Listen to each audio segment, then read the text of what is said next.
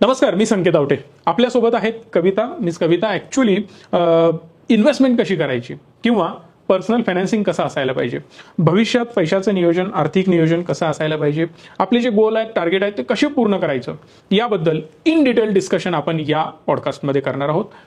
#Market Gita जर तुम्ही search केलात, मागच्या सुद्धा सिरीज तुम्हाला पाहायला मिळतील आणि इन डेप्थ कसं आपलं पर्सनल फायनान्सिंग असायला पाहिजे हे तुम्हाला कळेल. So welcome Kavita.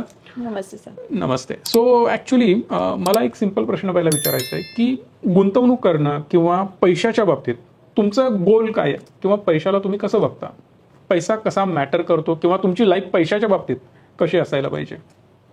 Sir in general बघायला गेलं तर मी असं मोठे मोठे एम्स काय ठेवले नाहीत. म्हणजे जस्ट एक जनरल व्ह्यूज सर्वांचे जे असतात, ज्या प्रकारे की स्वतःचं घर असावं, एक बँक बॅलन्स चांगला असावा, जेणेकरून काही इमर्जन्सी झाले तर आपला बँक बॅलन्स एक रेप्युटेड असावं, किंवा इतर काही छोटे मोठे खर्च जेणेकरून आपल्याला काही मागे पुढे बघावं लागेल की काही एक्सपेन्स करताना. एक त्याप्रमाणे एक एम्स आहेत. Retirement like sir. हा, ओके.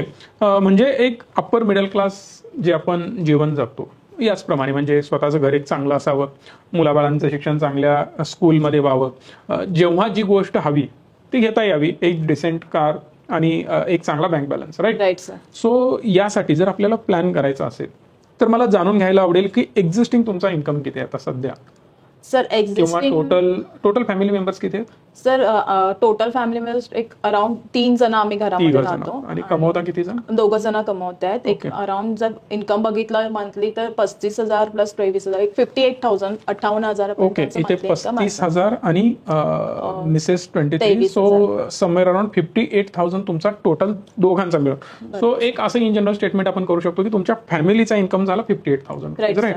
सो आता यामध्ये एक्सपेन्स आपला किती जातो हे मला जाणून घ्यायचं आहे. म्हणजे मल्टिपल गोष्टी असू शकतात. सो मला जे वाटतं ते मी विचारतो. जनरल एक्सपेन्स आपला असतो हाऊस एक्सपेन्स, म्हणजे यामध्ये सगळ्याच गोष्टी येतील. इलेक्ट्रिसिटी बिल येईल किंवा तुमचे मोबाईल रिचार्ज वगैरे, या सगळ्या गोष्टी एकाच ठिकाणी, मेड वगैरे असेल किंवा जे काही तुमचे एक्सपेन्स असतात घरचे ते सगळे यामध्ये कव्हर होतील. सो टोटल अप्रॉक्सिमेट आकडा काय येऊ शकतो? अप्रॉक्सिमेट सर एक ऑन अन एव्हरेज एक 15,000 मंथली असू शकतो सर. ॲव्हरेज म्हणजे सगळ्या गोष्टी ऍड करून. सो इथं जर आपण 15,000 पकडले, त्यानंतर अजून काय एक्सपेन्स आहे तुमचा? सर मेनली आहे तो आमचा होम लोन EMI. म्हणजे आमचं स्वतःचं घर आहे, पण तरी पण एक ड्रीम असतं ना की आपलं आणि एक घर असावं, इन्व्हेस्टमेंट म्हणून. हा, त्याचा आमचा होम लोन जातो मंथली. ग्रेट. ती अमाऊंट काय असेल? अराउंड सर 17,000 रुपये. 17,000 रुपये EMI जातो. आता एक ऑलरेडी घर आहे, ओके, जे राहतं घर आहे. इन्व्हेस्टमेंट म्हणून आपण एक फ्लॅट घेतलेला आहे. Right sir. तो फ्लॅट त्याचा EMI सुरू आहे. राहत्या घराचा काही EMI आहे? नाही, तो ओन प्रॉपर्टी नील आहे. जे तुम्ही फ्लॅट घेतलाय तो दुसऱ्यांना रेंटने देण्यासाठी आणि त्यातून काही इन्कम जनरेट होण्यासाठी. राईट. सो त्यामधून रेंट किती येत असेल अप्रॉक्सिमेटली? सर ते ऍक्च्युअली रेंटला नाहीये अजून तरी. बरं. म्हणजे अजून कन्स्ट्रक्शन कम्प्लीट व्हायचं. कन्स्ट्रक्शन कम्प्लीट होण्याआधी तुम्ही ते घेतलं, प्री बुकिंग आहे आणि त्याचं लोन वगैरे आता सुरू झालं. आता लवकरच तुम्हाला पोझिशन पण मिळेल त्याचं. ओके, बरं, ठीक आहे. यानंतर हेल्थ इन्शुरन्स आहे? नाहीये सर. अजून काही इन्शुरन्सचा प्रकार असा काही? सर लाईफ LICचं एक आहे. बरं. त्याचं एक EMI म्हणजे 5,000 पर्यंत आहे त्याचा एक्सपेन्स. हा, म्हणजे LICची एक पॉलिसी घेतली आणि पर मंथ तुम्ही त्याला 5,000 रुपये देताय. बरोबर. सो याच्याबद्दल काय डिटेल मिळतील? किती वर्षांसाठी आहे वगैरे? सर अराउंड 30 वर्षांच्या अप्रॉक्सिमेट आहे. अच्छा. 5,000 ची पॉलिसी आहे, 30 वर्षाच्या आसपास आहे. किती रिटर्न मिळणार त्याचे काही अंदाजे सर 10 ते 15 लाखापर्यंत. बरं. म्हणजे एक्झॅक्ट काही लक्षात नाही सर. पण त्याला काही लाईफ कव्हर आहे माहिती आहे? नाही आयडिया. गुड. ठीक आहे, काही हरकत नाही. अजून काही एक्सपेन्स तुमचा EMI वगैरे अदर काही? हा, कार आहे आमचे आणि मोबाईलचा EMI तो जातो मंथली. दोन्हीचे? बरं, दोन्ही आपण एकत्रित पकडूयात. दोन्हीचा मिळून काय EMI होईल अप्रॉक्सिमेटली? एक समवेअर अराउंड सर 8,000 पर्यंत. 8,000 रुपये कार आणि मोबाईल EMI दोन्ही मिळून आपण यात ऍड केलं. अदर एक्सपेन्सेस काय आहेत तुमचे, किंवा असं काही आहे अजून की एवढेच एक्सपेन्सेस आहेत? म्हणजे समजा पेट्रोलला वगैरे किंवा इकडे तिकडे आता जॉबला जाताना ते सगळे एक्सपेन्सेस ते काही वेगळे आहेत? हो सर. म्हणजे एक 5,000 ते 6,000 अप्रॉक्सिमेट 6,000 आम्ही बाजूलाच ठेवतो, जेणेकरून काही इमर्जन्सी खर्च आला, काही पेट्रोल जसं तुम्ही म्हणताय, किंवा अदर काही वाटलं आउटिंग किंवा रेस्टॉरंट सगळे त्या अकॉर्डिंग 6,000. बाकी सगळे इन जनरल तुमचे बिल्स छोटे मोठे आणि इकडे तिकडे किरकोळ खर्च मिळून 6,000 रुपये खर्च होतो. सो हे जर 6,000 आपण पकडले तर तुमचा टोटल एक्सपेन्स 51,000 होतो, राईट. आता जर इन्कम बघितला तर 58,000 रुपये आहे आणि एक्सपेन्स 51,000 आहे. सो समवेअर अराउंड 7,000 रुपये बॅलन्स राहतो. आता याचं काय करता? सर आम्ही FD मध्ये वगैरे इन्व्हेस्टमेंट करतो. म्हणजे एक सायझेबल अमाऊंट बनली तर सर ओके. म्हणजे छोटी मोठी अमाऊंट तुम्ही FD मध्ये इन्व्हेस्ट करत राहता. कॅशमध्ये काही जास्त अमाऊंट असते, अकाउंटला पडलेली अमाऊंट अशी असते सर, म्हणजे बँकला मेजर अमाऊंट असते.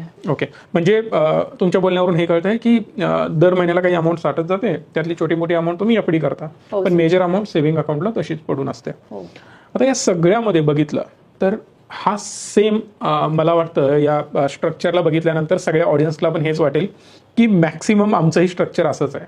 प्रत्येकाची अपेक्षा असते की माझं घर असायला पाहिजे आणि घर झाल्यानंतर एक इन्व्हेस्टमेंट म्हणून आपण फ्लॅट घेतो, राईट. सो पहिल्या गोष्टीपासून 1 बाय 1 करत आपण पुढे जाऊयात. जर आता याला व्यवस्थित ब्रॉडर लेवलला तुम्ही जर बघितलं, 2 गोष्टींची रिस्क आपल्या आयुष्यात असते. एक तर हेल्थची रिस्क असते आणि लाईफची रिस्क असते.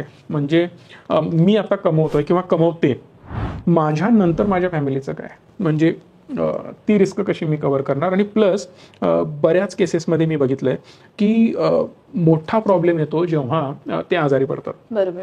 जर घरात एखादा आजार पण कोणाचंही आलो, XYZ कुठल्याही व्यक्तीचं घरातले आजार पण आलं, तर जे आपण आजपर्यंत कमवलंय तो सगळा पैसा एक आजार पण घेऊन जाऊ शकतं, राईट. सो त्यासाठी एक तर टर्म इन्शुरन्स आणि हेल्थ इन्शुरन्स या 2 गोष्टी असणं गरजेचं आहे. सो आत्ता सध्या पहिल्या गोष्टीला जाऊयात आपण, तुमचा हाऊस एक्सपेन्स किंवा घर खर्च. तर घर खर्च अति जास्त आहे असं मी बिलकुल म्हणणार नाही. 15,000 आहे, तो डिसेंट लाईफ आपण जगलीच पाहिजे. म्हणजे असं मी तुम्हाला बिलकुल म्हणणार नाही की एकदम खर्च कमी करा, 2-5 हजारच खर्च करा आणि बाकी सगळे सेव्ह करा. हा काही सेन्स बनणार नाही, कारण ती लाईफस्टाईल आपली मेंटेन पण आपल्याला ठेवायला पाहिजे, राईट. सो या केसमध्ये होम एक्सपेन्स आपला जो आहे तो 15,000 आपण तसाच ठेवला. पण एक गोष्ट मी तुम्हाला सजेस्ट करू शकतो. आता यातल्या कुठल्या गोष्टी तुम्ही करायच्या आणि कुठल्या करायच्या नाही, that is up to you. ते नंतर तुम्ही डिसाईड करू शकता. पण माझ्या आत्ता सध्या तुम्ही सगळ्या गोष्टी सांगितल्याप्रमाणे काय बेटर होऊ शकतं हे मी तुम्हाला सांगतोय. होम लोन जे तुमचं आता सुरू आहे 17,000 रुपयांचं, राईट. समवेअर अराउंड 20 लाखाचं लोन असेल नाही, त्यामुळेच 17,000 वगैरे EMI त्याचा येतोय. पण मला एक प्रश्न तुम्हाला विचारायचा आहे, यामधून एक रेग्युलर इन्कम सोर्स यावा म्हणूनच तुम्ही हे केलंय. हो. म्हणजे आपण असं मानू शकतो की आम्ही दोघे कमवतोय, तिसरा एक इन्कम सोर्स ऑटोमॅटिकली माझ्या घरी आला पाहिजे. पण यातून जो रेंट आहे ना, तो समवेअर अराउंड 10,000च येईल. हे तर ऍग्री करताय? काय जास्त काय येऊ शकतो? त्याच्यापेक्षा कमी येऊ शकतो, पण जास्त नाही येऊ शकत. तर अप्रॉक्सिमेटली 7,000 ते 10,000 रुपये. आपण हायर साईडला 10,000 जरी पकडलं तरी 1 वर्षाचे 1,20,000 रुपये येतील. आणि त्या 1,20,000ला तुम्हाला खर्च पण आहे. त्या घराला मेंटेन ठेवायला पाहिजे, त्याचा फाळा वगैरे भरायला पाहिजे, जे काही कॉर्पोरेशनचे टॅक्सेस आहेत ते तुम्हाला भरत राहायला पाहिजे. आणि महत्वाची गोष्ट, भाडेकरूची किरकिर. तो जर 11 महिन्यांनी सोडतो म्हणाला, परत नवीन बघणं, परत ब्रोकर शोधणं, ब्रोकरला पैसे देणं, आणि हे सगळं तुम्हाला जॉब करत करत ते एक टेन्शन डोक्याला एक्स्ट्रा राहील, बरोबर. बट तो एक्स्ट्रा जो इन्कम येणार आहे तो तुमच्या इन्व्हेस्टमेंटच्या तुलनेत निग्लिजिबल आहे. जर तुम्ही येणारा ROI, रिटर्न ऑन इन्व्हेस्टमेंट, जी काय आपण इन्व्हेस्टमेंट करतो, तर समजा आपण XYZ गोष्टीमध्ये इन्व्हेस्टमेंट केली. जसं मी शेअर मार्केटचं बऱ्याच वेळा उदाहरण देतो की मी 1 लाख रुपये इन्व्हेस्ट केले, त्यावर मला मिळाले 10,000 रुपये. सो जे 10,000 मिळाले ना, that is ROI, return on investment. So मी केलेल्या गुंतवणुकीवर मला किती रुपये मिळाले याला ROI म्हटलं जातं. बट इथं जर तुम्ही बघितलं, तुमचा ROI मॅक्सिमम 2% येतो. जनरली जर तुम्ही बघितलात ना, घरांच्या इन्व्हेस्टमेंटमध्ये जो ROI 1% 3% येतो. पण इथे फक्त तुम्हाला रिटर्न 2% मिळत आहेत. म्हणजे तुम्ही 1 कोटी रुपये इन्व्हेस्ट केले तर तुम्हाला 2 लाख रुपये रिटर्न मिळणार आहे. पण जर तीच अमाऊंट आपण FD केली तर त्याची अमाऊंट 6 ते 7 लाख रुपये होते. पण एक यात फायदा एवढाच आहे की त्याची प्राइस वाढू शकते. आज समजा तुम्ही ही प्रॉपर्टी 40 लाखाला बाय केली आहे, तर ती पुढे जाऊन 42, 45, 50 लाख वगैरे होऊ शकते. पण ती इन्व्हेस्टमेंट टोटली लॉक्ड इन्व्हेस्टमेंट होऊ शकते, तुम्ही लगेच काढू शकत नाही. आज जर तुम्हाला वाटलं त्या 40-50 लाखातले 2 लाख रुपये हवेत, मग मी छोटासा एक रूम विकतो आणि मला पैसे येतील, असं पॉसिबल आहे? नाही. हवं तर तुम्हाला पूर्णपणे तो फ्लॅट सेल आउट करावा लागेल. हे तर बरं नाही. जर तुम्ही तो सेल आउट केला, अर्निंग बंद झालं, बरोबर. सो या केसमध्ये सिंपल एक फंडा लक्षात ठेवायचा की जर तुम्हाला इन्व्हेस्टमेंट करायचे तर तो फ्लॅटमध्ये कधीही करू नका, कारण तो पैसा पूर्णपणे अडकून पडतो. हा, स्वतःचं घर मला हवं आहे, राहतं घर मला हवं आहे म्हणून तुम्ही इन्व्हेस्टमेंट करता, दॅट इज डिफरंट पार्ट. पण इथं तुम्ही राहणार नाही, कायम रेंटनीच देणार, त्यामुळे ही डेड इन्व्हेस्टमेंट होते. डेड अप्रॉक्सिमेटली का म्हणू शकता, कारण जो कंपाऊंडिंग इफेक्ट मिळायला पाहिजे तो फ्लॅटला मिळत नाही. जर तुम्हाला रिअल एस्टेटमध्येच उतरायचं असेल तर एने जागा घेऊ शकता, कच्ची जागा घेऊन नंतर त्याला डेव्हलप करू शकता, किंवा एने जागा घेऊन डेव्हलप करून विकू शकता, किंवा प्राइस ॲप्रिशिएशन झाल्यानंतर पण विकू शकता. जर तुम्हाला वाटत असेल की XYZ जागेची डिमांड खूप येणार आहे तर त्या केसमध्ये तुम्ही तिथे इन्व्हेस्ट करू शकता. सो माझ्या मताप्रमाणे हा फ्लॅट आत्ता सुद्धा तुम्हाला सेल करता येऊ शकतो, राईट. म्हणजे काय, आता एखादा कस्टमर तुम्ही बघितला, जी अमाऊंट तुम्ही बिल्डरला दिली ती अमाऊंट परत मिळेल, म्हणजे दुसऱ्या बिल्डरकडून मिळू शकते किंवा एखाद्या दुसऱ्या कस्टमरकडून मिळू शकते. तुम्हाला बघायचा आहे कस्टमर, तुम्हाला तो फ्लॅट परत करायचा आहे, त्या कस्टमरला विकायचा आहे किंवा बिल्डरला परत करायचा आहे, दोन्ही गोष्टी होऊ शकतात. ते आलेले पैसे आपण इन्व्हेस्ट करू शकतो. म्हणजे 17,000ची लायबिलिटी EMI डायरेक्ट बंद झाला. विचार करा ना, 17,000 तुम्ही 20 वर्ष भरत राहणार आणि इन्कम किती, 7,000, 8,000, 10,000. मग त्या 7-10,000मध्ये आपलं पूर्ण आयुष्य पुढे चालणार आहे का? नाही चालणार. बरं, ते सोडून द्या. महत्वाची गोष्ट ही आहे की येणार मला 10,000 आणि मी भरतोय 17,000, म्हणजे 7,000 तुम्हाला दर महिन्याला एक्स्ट्रा भरायला पाहिजे येणाऱ्या इन्कमपेक्षा, आणि अदर एक्सपेन्सेस वेगळे त्यासाठी लागणारे. म्हणजे ही जी इन्व्हेस्टमेंट आहे ती ROIच्या दृष्टिकोनातून जर बघितला तर खूप कमी ROI यातून जनरेट होणार आहे. दुसरी महत्वाची गोष्ट, तुमचा हेल्थ इन्शुरन्स नाही आहे. हेल्थ इन्शुरन्स कंपल्सरी पाहिजे. स्वतः काय करू शकता, हेल्थ इन्शुरन्स किंवा हेल्थ प्रोडक्ट किंवा लाईफ प्रोडक्ट कुठलाही घ्या, त्यामधून मला रिटर्न मिळतील हे डोक्यात ठेवायचं नाही. रिटर्न कधी मिळणार, हेल्थ इन्शुरन्स कशासाठी असतो, जर मला काही आजारपण झालं, बरं वाईट झालं किंवा काय असेल तब्येतीचं रिझन मला ऍडमिट व्हावं लागलं तर त्या केसमध्ये मला पैसे मिळतात. पैसे मिळतात इन द सेन्स हॉस्पिटलचं जे बिल आहे ते ती कंपनी बेअर करते किंवा कंपनी पे करते. त्यामुळे हेल्थ इन्शुरन्स असणं गरजेचं आहे. सो जरी तुम्ही 2,500 रुपये दोघांचा मिळून फॅमिली इन्शुरन्स केला, पती पत्नी दोघं पण इझिली कव्हर व्हाल, आणि हायर साईडला मी 2,500 रुपये पकडतोय, एवढा सुद्धा तुमच्या एजला EMI येणार नाही. तुमचं एज काय आहे आता? Sir 33, right. सो 33 म्हटल्यानंतर समवेअर अराउंड 2,500च्या दरम्यान दोघं पण इझिली तुम्ही बसता. यात एक गोष्ट आहे, जेवढं तुम्ही लेट करत जाल तेवढा खर्च वाढत जाणार. सो दॅट जेवढं तुम्ही याला कंट्रोलमध्ये ठेवाल तेवढा तुमचा फायदा आहे. सो समवेअर अराउंड 2,500 रुपये मी हेल्थसाठी दिले. लाईफमध्ये जो तुम्ही प्रोडक्ट घेतलेला आहे LIC, आता बिलकुल मी त्याला नावं वगैरे ठेवणार नाही, पण एक गोष्ट लक्षात घ्या की मिळणारे जे रिटर्न आहेत ते समवेअर अराउंड फक्त 6% मिळतात. त्यामुळं LIC कडे किंवा कुठल्याही लाईफ इन्शुरन्सकडे इन्व्हेस्टमेंट म्हणून बघू नका. तो तुम्हाला फक्त अडचणीच्या वेळी मदत करेल. म्हणजे जर तुम्हाला वाटत असेल की एक 10 लाख रुपये मिळतील 30 वर्षानंतर, काही व्हॅल्यू नसेल त्या 10 लाखाला, एकदम किरकोळ व्हॅल्यू असणार आहे त्याची, हे तर मान्य करताय. त्यामुळे जे 5,000 तुम्ही भरताय त्याचा विचार करणं गरजेचं आहे. मी तुम्हाला सजेस्ट करेन की मिनिमम 1 कोटीचा टर्म इन्शुरन्स असला पाहिजे. ओके. म्हणजे आता तुम्ही इमॅजिन करू शकता, तुमचा इन्कम, मिस्टरांचा इन्कम, दोघांचा इन्कम जर तुम्ही क्लब केला तर याची टोटल इयरली इन्कम तुमचा काय झाला, मल्टिप्लाय बाय 20. मिनिमम तुमचा तेवढा टर्म इन्शुरन्स असला पाहिजे. सो मी सजेस्ट करेन 1 कोटीचा term insurance is enough for you. तो तुम्हाला 2,500च्या आसपास, म्हणजे 2,000-2,500च्या दरम्यान मिळून जाईल. प्लस तुमचा कार लोन आहे आणि मोबाईल EMI आहे 8,000. ठीक आहे, आपण त्याला तसंच ठेवू शकतो. म्हणजे अननेसेसरी तुम्हाला मी सांगणार नाही की तुमची लाईफस्टाईल डिग्रेड करा. हा, पॉसिबल असेल तर तुम्ही सेव्ह करू शकता, अदरवाईज आहे ते सुद्धा इनफ आहे. तुमचा अदर एक्सपेन्स 6,000 आहे, and I think you are happy in this, right? Yes sir. की तुम्हाला काय वाटतं की अजून मला एक्सपेन्स वाढवायचा आहे कुठे?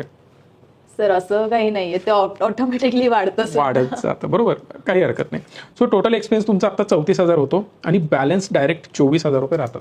आता यामध्ये डिफरन्स काय झाला, फक्त एक होम लोन आपण बंद केलं तर त्याच्यामुळे इथं तुम्हाला 17,000 रुपये एक्स्ट्रा ऍड झालेले पाहायला मिळतात. आणि जे इथं 5,000 रुपये तुमचे लाईफ इन्शुरन्सचे होते ते आपण चेंज करून 2,500 हेल्थ आणि 2,500 टर्म मध्ये शिफ्ट केले. करेक्ट? सो इथंपर्यंत काही डाऊट आहे तुम्हाला? नाही सर. No, perfect. आता जे माझे 24,000 शिल्लक राहिले त्याचे 30 वर्षानंतर किती मिळतील? आता एक इमॅजिन करा, तुम्ही 5,000 रुपये इन्व्हेस्ट करता LIC मध्ये, राईट? एक इन्शुरन्स पॉलिसी घेता. आता मी कुठल्याही प्रकारे LIC खराब आहे किंवा तिकडे इन्व्हेस्ट करू नका असं मी बिलकुल सांगत नाहीये. एक कंपॅरिझन सांगतोय. इव्हन FD ला कम्पेअर करा, FD करा, LIC करा, 5,000 रुपये तुम्ही इन्व्हेस्ट करताय. सो 30 वर्षानंतर तुम्हाला 10-15 लाख मिळणार आहेत, हे तर बरोबर आहे. बरोबर सर. तेच 5,000 जर तुम्ही म्युच्युअल फंडमध्ये इन्व्हेस्ट केले, काय रिटर्न होऊ शकतात अंदाजे? तुम्हाला काय वाटतं? 10 लाखाच्या ऐवजी किती होतील तिकडे? थोडंफार रिटर्न जास्त मिळाले तर? सर FD पेक्षा तरी 4 ते 5% तरी एक्स्ट्रा मिळतील. सो जर इकडे तुम्हाला 10-15% 10-15 लाख रुपये मिळत आहेत तर तिकडे किती मिळू शकतात? अंदाजे काय चुके लाकडा काही फरक पडत नाही. सर अप्रॉक्स 20 लाख तरी मिळू शकतात. 20 लाख मिळू शकतात. पण जर समजा तुम्ही 24,000 इन्व्हेस्ट करताय तर किती होऊ शकतात अंदाजे? सर मी एक्सपेक्ट करते डबलही होऊ शकतात त्याचे, म्हणजे 50 लाख होऊ शकतात सर. ओके. सो पहिली केस 7,000 आपण इन्व्हेस्ट करतोय आणि 24,000 इन्व्हेस्ट करतोय. मला तुम्हाला दोन्ही गोष्टीचं कंपॅरिझन दाखवायचं आहे की आता समजा तुम्ही काही चेंज नाही केला आहे असं जरी पुढे गेलात तर काय होऊ शकतं, आणि जर चेंज करून जे 24,000 आहेत ते इन्व्हेस्ट केलं तर काय होऊ शकतं. फक्त यामध्ये आपण एक गोष्ट कन्सिडर करणार की आपली इन्कम तर वाढत जातो. मला एक सांगा 5 वर्षापूर्वी तुमचा जो इन्कम होता तो आता आहे का? नाही सर, बऱ्या प्रमाणात वाढलेला आहे. सो इथे मला एक गोष्ट तुम्हाला सांगायची आहे की जेव्हा तुम्ही इन्व्हेस्टमेंट करता ना तेव्हा पर इयर 10% ची ग्रोथ असायला पाहिजे. म्हणजे काय, आज जर तुम्ही 1,000 इन्व्हेस्ट करताय तर पुढच्या वर्षी 1,100 रुपये तुम्ही इन्व्हेस्ट करायला पाहिजे. तर ही ग्रोथ कशी होते हे एकदा मी तुम्हाला दाखवतो. समजा तुम्ही 7,000 इन्व्हेस्ट करताय, बरोबर. पहिली केस आपण काहीही चेंज केला नाही आहे असं सगळं पुढे कंटिन्यू केलं आणि त्याला 10% ग्रोथ पर इयर आपण कन्सिडर केली. एक 15% ॲव्हरेज इंडेक्सचे रिटर्न आपल्याला मिळतात आणि तुम्हाला माहितीच आहे ते. आणि 10 इयर जर आपण त्याचा 30 वर्ष पकडला तर टोटल जे मला मिळणारी 30 वर्षानंतर अमाऊंट असेल ती 9 कोटी रुपये असेल. 9 कोटी रुपये. तुम्हाला वाटत होतं 20-25 लाख रुपये. तुमची इन्व्हेस्टमेंट फक्त 1,38,00,000 रुपये होते, पण त्या 1,38,00,000 एक्स्ट्रा तुम्हाला 7.85 कोटी रुपये मिळतात. आता याला तुम्हाला हवं तसं तुम्ही युटिलाइज करू शकता. आता लेट्स से तुम्हाला वाटलं की मला एक 10-15 लाखाची गरज आहे, विड्रॉ करू शकता. आधेमध्ये पैशांची गरज पडेल तसंही तुम्ही काढू शकता. एक सिंपल कन्सिडर करायचा, एक पाण्याचा टँक आहे घरातला, तो कायम फुल ठेवायचा. प्यायला हवा आहे, एक ग्लास काढला. बाथरूमसाठी हवा आहे, 1-2 बादल्या काढल्या. अशा प्रकारे चालत राहील. सो एक मोठा कॉर्पस इथनं बनू शकतो. फक्त कन्सिस्टंटली पर मंथ तुम्हाला इन्व्हेस्ट करावं लागेल. आणि जर याला थोडं आपण चेंज केलं, लेट्स से आपण 24,000 आपण एक आकडा इथून काढला होता, राईट. सो त्यानुसार जर कॅल्क्युलेशन केले तर पर मंथ 24,000 इन्व्हेस्ट केल्यानंतर तुम्हाला 30 वर्षानंतर अप्रॉक्सिमेटली 31,65,00,000 रुपये बनतं. हवी तशी लाईफ तुम्ही मेंटेन ठेवू शकता तुमची. काय वाटतं तुम्हाला याबद्दल? या अँगलने कधी विचार केला होता? नाही सर. सो असं थोडं जरी तुम्ही प्लॅन केलात ना तर डेफिनेटली हे रिझल्ट तुम्हाला येऊ शकतात. आता बऱ्याच प्रमाणात पैसा तुमचा बँक अकाउंटला पडून असतो, तो तर पहिला नसायला पाहिजे. आणि दुसरी इम्पॉर्टंट गोष्ट, तुम्ही त्याला सिस्टमॅटिकली इन्व्हेस्ट पण करायला पाहिजे. जर तो डिसिप्लिन तुमच्यामध्ये आला तर हे आकडे तुमचे असतील. सर ऍक्च्युअली एक प्रश्न आहे, म्हणजे इन जनरल आपल्याला ह्या सगळ्या गोष्टी आता जेवढ्या डिटेलमध्ये समजतात, असं फायनान्शियल ऍडवायझर कुठे बेस्ट असेल, म्हणजे काय कसं केलं जातं याच्याबद्दल मला अधिक माहिती हवी असेल तर, किंवा हे सर्व सिक्युअर आहे का सर? सिक्युअर आहे का हा पण प्रश्न इम्पॉर्टंट आहे. बघा, फायनान्शियल ॲडवायझरीसाठी तर आम्ही आहोतच, ते तर तुम्ही आलातच आहात आमच्याकडे. सो ही प्रोसेस तर होऊन जाईल. बट सिक्युरिटीचा जर विषय असेल तर एक गोष्ट लक्षात घ्या, हा पैसा mutual fund AMCs direct invest करत असतात. याचे स्टॉक बाय केले जातात, वेगवेगळ्या सिक्युरिटीजमध्ये इन्व्हेस्ट केले जातात. याला सेबी आणि MP दोघे रेग्युलेट करतात. एकही रुपया यामधला कधीही बुडू शकत नाही. यामध्ये एकच रिस्क असते, मार्केट अपडाऊन होईल तसं तुमची व्हॅल्यू अपडाऊन होते, पण लॉंग रनमध्ये कधीही आपल्याला चांगले रिटर्न मिळत असतात. सो सेफ्टीचा इथं कुठलाही प्रॉब्लेम नाही. जर तुम्हाला आमची मदत हवी असेल, म्हणजेच ऑडियन्सला मदत हवी असेल, कविता तर ऑलरेडी आलेल्याच आहेत आमच्याकडे, बट तुम्हाला जर मदत हवी असेल तर नंबर आहेत, या नंबरला कॉल करून डिटेल माहिती घेऊ शकता.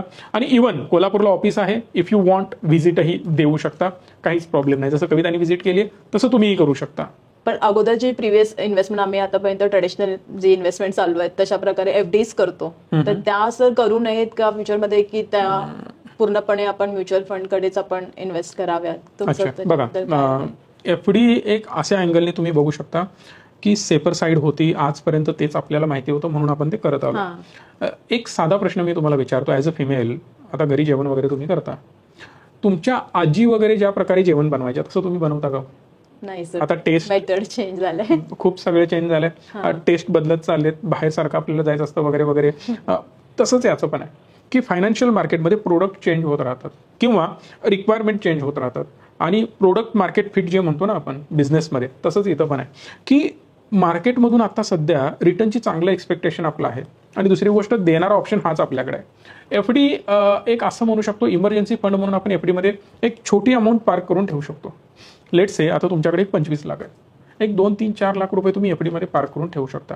पण FD मध्ये पण ठेवण्यापेक्षा मी रिकमेंड करतोय की तुम्ही डेट फंडात ते पार्क करायचे. ओके. होतं काय, तर जे तुम्हाला आत्ता टॅक्स भरावा लागतो FDचा, तो तुम्हाला तिथे भरावा नाही लागत. भरावा नाही लागत इन द सेन्स दरवर्षी भरावा नाही लागत. जेव्हा तुम्ही विड्रॉल करणार तेव्हा टॅक्स. सो कंपाऊंडिंगचा फायदा तिथं खूप चांगला मिळतो. ही झाली एफडीची. म्हणजे एफडी एक छोटी अमाऊंट असायला पाहिजे किंवा डेट फंडात एक छोटी अमाऊंट असायला पाहिजे ॲज अ सिक्युअर्ड अमाऊंट किंवा इमर्जन्सी अमाऊंट. सपोज मार्केट थोडंसं डाऊन आहे तर त्या केसमध्ये मला ते पैसे काढायला लागू नयेत. मी डायरेक्ट एफडी मधून किंवा म्युच्युअल फंडमधून जे तुम्ही डेट फंडात पार्क केलेत ते विड्रॉ करू शकता. असंही चालेल. छान आहे उपाय सर. म्हणजे टॅक्सच्या दृष्टीने पण खूप चांगलं सोल्युशन. हां, टॅक्स पण वाचतो. आणि जर HNI क्लायंट म्हणजे तुमच्यापैकी जर कोणी HNI क्लायंट असेल, म्हणजेच इन्कम खूप चांगला असेल, मोठा असेल, तर या केसमध्ये एफडी खूप पैसा घालवेल तुमचा. एक तर रिटर्न कमी मिळतात आणि प्लस टॅक्स हेवी जातो. सो त्याच्या कंपॅरिझनमध्ये म्युच्युअल फंडमध्ये डेट फंडात इन्व्हेस्टमेंट आपण करू शकतो. आणि दुसरी गोष्ट, उरलेली सगळी अमाऊंट इक्विटी बेस्ड स्कीममध्ये किंवा हायब्रिड स्कीममध्ये पार्क करू शकतो. ओके. सो कविता, प्लॅन कसा वाटला तुम्हाला? सर खूप इन्फॉर्मेटिव्ह होता. ओके. खूप इंटरेस्टिंग आहे सर. डेफिनेटली मी हा Investment प्लॅन कधी जसं तुम्ही सांगणार तसं प्लॅन करणार. लवकरच करणार सर इन्व्हेस्टमेंट. लवकरच नाही तर आज याची सुरुवात होऊन जाऊ दे. कारण लॉंग रनमध्ये जर एक चांगली वेल्थ क्रिएट करायची असेल तर त्याला डिले करून काहीच उपयोग नाही आहे. कल करे सो आज करे सो अब. सो आत्ताच याची सुरुवात होऊन जाऊ दे. Definitely sir. थँक्यू. खूप छान गायडन्स मिळालं सर तुमच्याकडून आणि खूप इन्फॉर्मेशन भरपूर मिळाल्या. Thank you and thanks for the coming. Actually तुम्हालाही जर अशाच प्रकारे गुंतवणूक करायची असेल, चांगल्या प्रकारे रिटर्न जनरेट करायचे असतील तर रिच मी ऑलवेज तुम्हाला हेल्प करेल. हा व्हिडिओ मॅक्सिमम लोकांपर्यंत पोहोचवा. कारण प्रत्येकाला समजायला पाहिजे की गुंतवणूक कशा प्रकारे, कुठे, कशी, किती, कधी करायची, या सगळ्या प्रश्नांची ऑलमोस्ट उत्तरं यामध्ये आहे. पण तुमच्या मनामध्ये अजून प्रश्न असू शकतात, ते मला तुम्ही कमेंट बॉक्समध्ये विचारा, जेणेकरून पुढच्या सेशनमध्ये मी ते कव्हर करण्याचा प्रयत्न करेन. धन्यवाद. Stay tune and stay positive.